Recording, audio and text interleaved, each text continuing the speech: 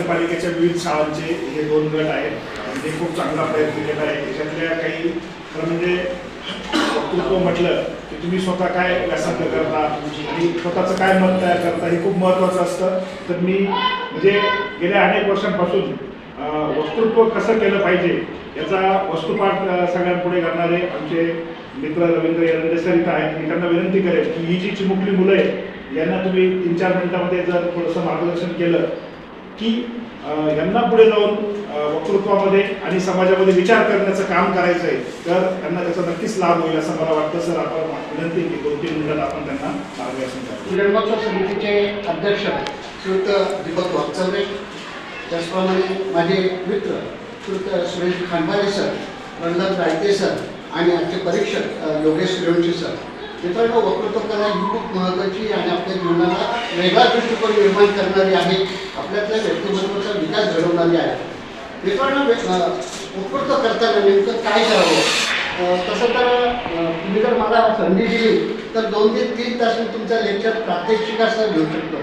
परंतु एक आहे की मला 3 मिनिटं दिली आणि 3 मिनिटात सांगतो. मित्रांनो, वक्तृत्व करताना, भाषण करताना सगळ्यात महत्त्वाचं उभं राहायचं कसं, हा सगळ्यात महत्त्वाचा आहे. त्याच्यापेक्षा लांब पाय करायचे नाही किंवा एकदम जवळ हे करायचे नाही. असं मोजकं आपण जे नॉर्मल असतं त्या पद्धतीने पहिलं उभं राहा, समोर उभं राहा.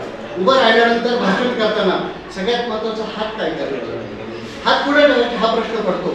मग हात आपले कधी जातात आपल्या खिशामध्ये, हात कधी येतात आपल्या अशा हातामध्ये, किंवा मग समोरचं जर समजा पेपरवेट असेल तर मग आजच्या कार्यक्रमाचे अध्यक्ष असं करून आपण पेपरवेट हे करतो. किंवा आपण जर इथे गुलाब असेल तर आजच्या कार्यक्रमाचे अध्यक्ष असं करता सगळ्या पाकळ्या अख्ख्या रस्त्यावर करतो.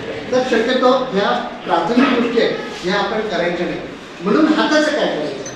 हाताचं एक करायचं की बोलताना आपले हात असे ठेवा, बोलताना आपले हात असे ठेवा, असे नको. असं केलं की मग थोडं जरा शहाणं वाटतं. खिशात हात घातले की माणूस पर्स्पेक्टिव्ह वाटतो, म्हणजे अगदी संकुचित वाटतो. आणि मग आपल्या हात जर समजा आपण टेबलवर इकडे तिकडे फिरत असेल तर माणूस अस्वस्थ वाटतो. म्हणून आपल्या हातांचं काय करायचं हा प्रश्न असतो. म्हणून हात शक्यतो आहे. बघा, मी बोलताना काय करतोय, ह्या माझ्या या मीपासून तर फिरत माझी नजर त्या मॅडमकडे जाते आणि तिथून पुढे सरांकडे येते.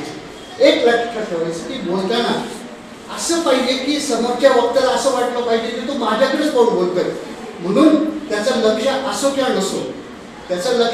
नसो, पण त्याला वाटतं की नाही याच्याकडे पाहिलं पाहिजे. म्हणून आजच्या कार्यक्रमाचे अध्यक्ष इथून मी सुरुवात केली. प्रमुख पाहुणे असं करत ते मॅडमकडे पाहिलं. मॅडम जरी खाली लिहित बसलं, अरे समोरचे वक्ते आपल्याकडे पाहताय बरं का, आपले काम सोडून द्या किंवा मोबाईल सोडून द्या, असं करत मी सरांकडे अशा पद्धतीने बोलायचं. नाही तर मग आजच्या कार्यक्रमाचे अध्यक्ष, प्रमुख पाहुणे असं जर तुम्ही केलं तर मग ते उपयोग नाही.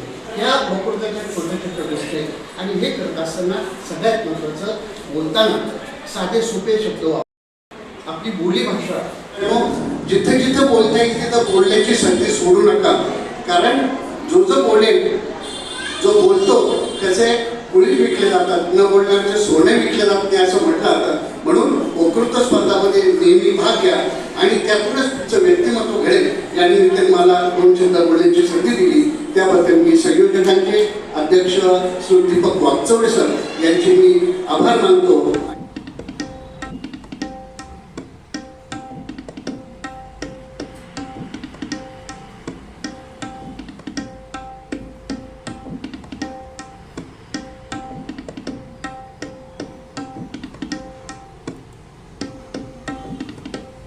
सन्मान न्यूज 14साठी कार्यकारी संपादक राकेश पवार, विशेष प्रतिनिधी आकाश बकरे यांच्यासह मी रवींद्र एरंडे, सन्मान न्यूज 14, सातपूर, नाशिक. धन्यवाद.